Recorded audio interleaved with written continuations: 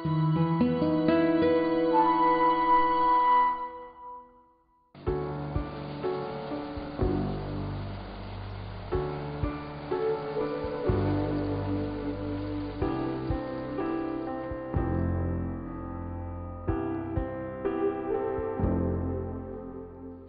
on hea meel öelda teile tere tulemast Matsalu rahvusparki ja siia Matsalu külakotta, kus on juba ees ootamas Kaja Lotsman. Tere! Tere! Kaja. Teie saite eurotoetuseks raha selle jaoks, et teha siin korda sadam. Jah, just nii. Kui palju te küsisite raha? Kui päris täpne olla, siis mitte ainult sadama jaoks, vaid teatud elupaikade hooldamiseks ja uurimiseks. Aga sadam oli üks oluline osa sellest. Ja kui ma nüüd tohin, siis ma äkki vaataksin paberi pealt, sest et meil oli väga täpselt arvestatud mitmete hinnapakkumistega. See summa tuli 3 778 812 krooni. Selle taotlesite, aga kui palju saite? Ja täpselt sellega saime. Väga hästi, aga mis te selle rahaga peale hakkasite? Mitmeid asju. Nimelt, kui me siin vaatame seda Matsalu lahte, siis tegelikult on see üks väga tähtis Natura ala. Ja, paljud inimesed juba teavad, mis on Natura. Teavad, et Natura on Euroopa Liidu tähtsusega kaitseala. Ja Matsalu ongi just ka midagi sellist. Ja Matsalu laht on küllaltki madal laht elupaigaks mitmetele kaladele, sealhulgas ühele väga huvitavale kalale, mille nimi on hink. Hink. Tavaliselt inimesed ei tea, mis kala see selline on. Ma pean tunnistama. See on üks niisuke pisikene ussitaoline kalakene, mida inimesed ei söö. Aga Euroopa Liidus on ta väga tähtis kala. Selle järgi vaadatakse, kas elupaik on hea või mitte. Ja seetõttu üks asi, mida me tahtsimegi teada saada, oli see, kas Matsalu laht on hea elupaik hingu jaoks. Ja tellisime Mereinstituudilt töö hingu uurimiseks. Õnneks oli see töö positiivne. Ja kui meil oli teada varem ühes või kahes kohas, kus oli saadud hinku kätte, siis nüüd me saime päris mitu uut kohta, kus hink on üsna arvukalt levinud. Hink oli asjadega rahul ja see andis teile julgus siin edasi töid jätkata. Just. Nüüd mere osas me saime siis hingu ülevaate, aga mere sees on palju laidusid ja inimesed põhiliselt ju Matsalut teavadki seda kui linnuriiki.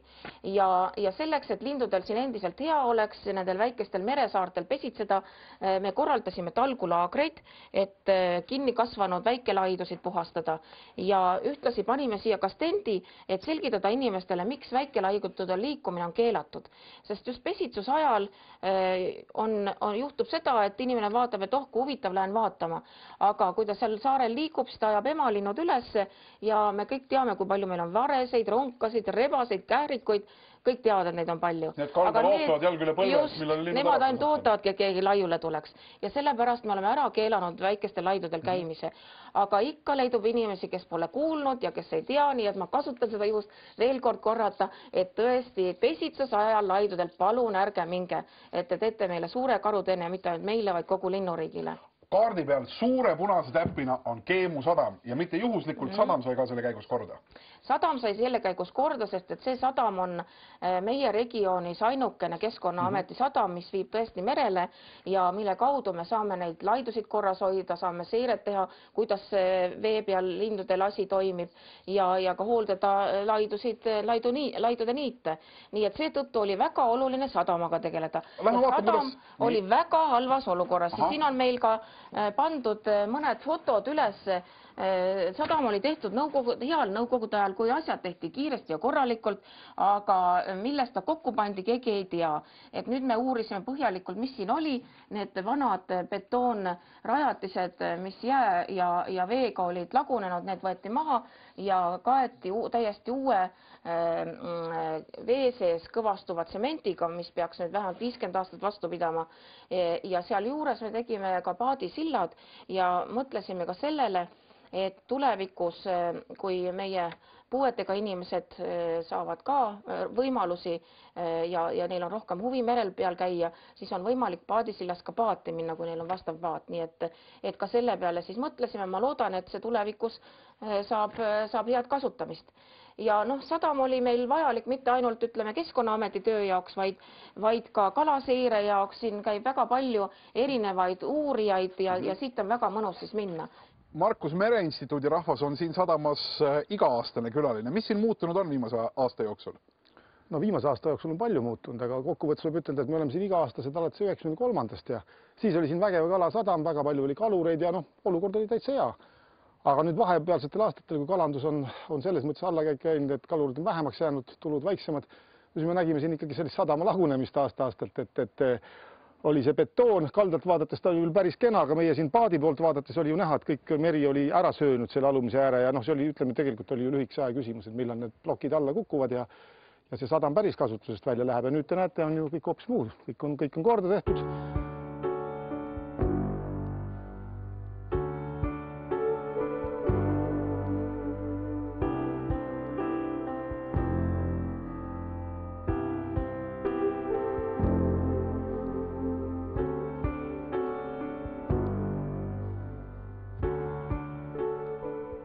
Kaja, me satume täiesti praktilisel hetkel siia sadamat saame näha kasutuses ka. See on nüüd uus lipitee. Paadi laskmine on väga mugav ja kui kellelgi on vaja siin liikuda jalgsi juures, siis ei ole vaja karta, et on libe. Selle eelmise sadama, vana sadama puhul oli nii, et kui me projekteerija siia kutsusime, siis ta pidi oma jalaluu murdma, sest et slipitee oli nii halb ja libe, aga praegu on ta tehtud selliseks krobeliseks ja nagu te näete, ka see äär on siin krobeline, et ei pea enam kartma libedust. Olete te arvutanud ka, kui palju siin kai kohtasid on paatide jaoks, kui palju siia teile? No siin on planeeritud vähemalt 20, aga praegu paatide jaoks on 10, et niimoodi mõnusalt end tunda. Tegelikult läheb see rohkem. Kui keegi praegu seda vaadates tunneb veel, et sügisel viimased paadisõidud on tegemata ja veel tahaks tulla, siis on see lubatud? Matsalus on liikumine teatud lubadega, aga keda me ootame, on need samad kohalikud kalurid, kellel ei ole kusagil hoida oma paati, sest et Matsalus on olnud juba päris pikka aega see traditsioon, et me püüame igati aidata neid kohalikke inimesi, kes peavad meie rangete regulatsioonidega hakkama saama. Ja mida me veel ootame, et kui oleks keegi, kes tahaks pakkuda sellist väikest turismiteenust, et tal on väga ilus paadikene ja tahab siin ekskursiooniga ringi sõita, natuke lahel tagasi tulla ja oleks võimalik ka puuetega inimesi peale võtta, siis see oleks just see koht, kus seda saaks teha. Et nii see asi käib veel. Suur aitäh, Kaja! Nagu te näete, Matsalu linnuriik, mis on rikas, erakordselt põnev siin kohta avastamiseks ja reeglite järgi ringi kõndimiseks on saanud veel ühe koha võrra rikkamaks ja see asub siin. Ja tulge meie keskusest läbi, siis saate reegleid teada.